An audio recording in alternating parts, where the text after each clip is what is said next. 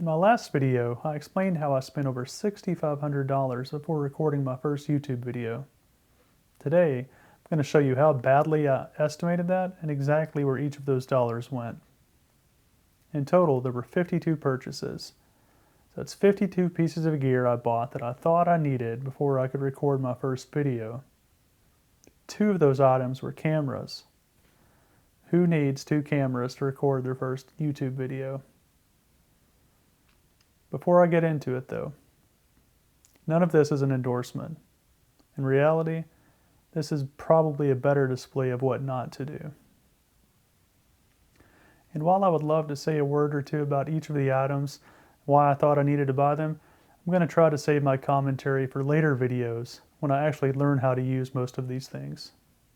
To get started, I'm going to go with the most important category by many: audio.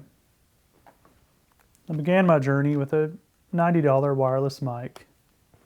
Before testing that, I picked up a $260 mic set and then added a $120 lavalier. I'm going to do a comparison of these in an upcoming video because I'm curious myself if I could have stuck with the first one. Then to round out that category, a $50 adapter to connect this lavalier to my PC. So the total for that category, $518.99. After audio, let's talk cameras. Shooting on the Sony a6700, and the lens on that was an 1850 f2.8 lens. I mentioned 2 cameras, so I picked up the action camera for the B-roll, and I did buy a lens for that, a macro lens. Not 100% sure what all I'll do with that yet. But for that category, cameras and lenses, $2,720.49. Cameras need accessories. So I'll start with the fun ones. Cages and handles for both. So here's a couple quick lock handles for the main camera. From there, gray card. And fun one here, a matte box. Not sure yet when I'll use that, but that spurred a few other purchases. Adapter ring, and some ND and UV filters for the matte box. Then I thought, hey, I've got filters for the main camera. Shouldn't I have some for the action camera? So I picked up a set of those. Then picked up a remote control. Not sure if I'll use that since I have since got an app for my phone to control the main camera. Then the last thing in the accessories category, I bought a set of diffusion filters. Looking forward to trying those as well. So the total for the camera accessories, $564.09. Now let's talk lighting. Started out with a 100 watt light with a 22-inch softbox. And that was going to be my key light. And then I bought a 60 watt panel light, RGB, for my fill light. And then for my hair light, I said, well, tube lights make sense. So I got 2 of those, a 12-inch and a 24-inch RGB. And I mentioned in my last video, before even testing those, I upgraded to a 300 watt light with a 35-inch softbox. So the total there for all the lighting, $1,033.95. Lights need to be held up. So let's talk supports. I bought a ton of tripods. Several tripods, some desk mounts as well.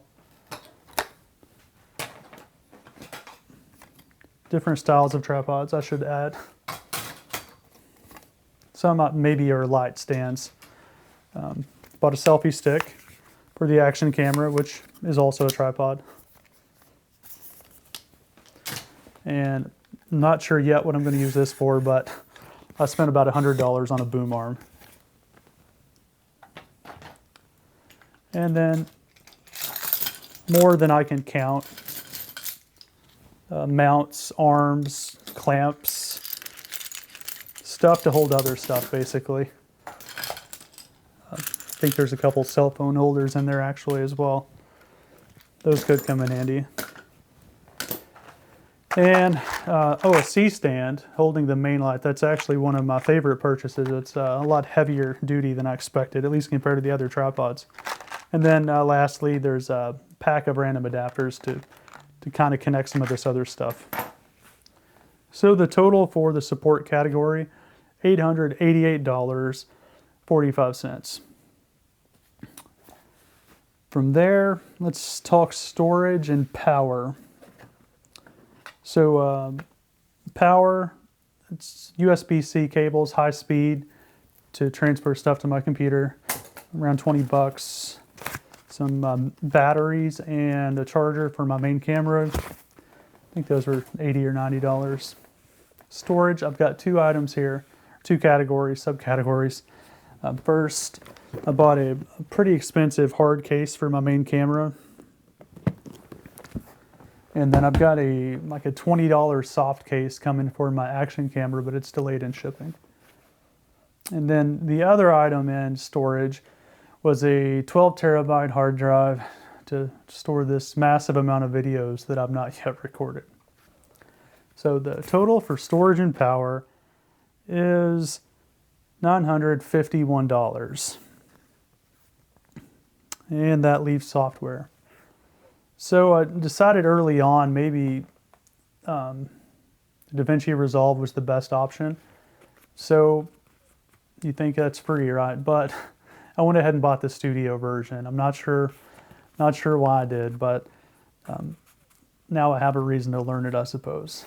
And if you're not familiar, everyone will tell you that most beginners especially are good with the free version. It'll basically do everything you need. And then there was about $20 for the Monitor Plus app to control my camera from my phone. So the total for software was $313.99. So that brings the total to $6,990.96. And I wish I was done. As I was putting all this together, I realized I pulled the prices off the product page, completely missed the sales tax. So when I went back and added this all up, the total sales tax came to $569.76. So now the grand total for all of this, $7,560.72. It's over $1,060 more than I estimated in my first video. That's a lot of money. What really gets me, not a single dollar of that made a video. Not the lights, not the camera, definitely not the sales tax. For the most part, all of this gear sat in this room for the better part of 3 months. Not doing anything, not getting me any closer to making a video. None of this made a video until I actually sat down, turned it on, and hit record. But it's not all bad. I did have another realization recently. The first video cost $7,560 to make, but after the second video, I can cut that number in half. Because I can say the average cost for a video now is $3,780. Obviously, the only way to get that number to go down is to make more videos. So I'm going to have some fun with this. Every video, I'm going to update you on what the current cost or average cost is per video. It doesn't really change anything. The money's already spent, but seeing what it costs per video may be motivating at a minimum. Can't wait to see it go below $1,000 per video, and then maybe 500, I don't know, something closer to what would be a reasonable amount for a person to start a YouTube channel. So if you'd like to see that number go down, or if you just like watching me practice, stick around and I'll see you in the next one.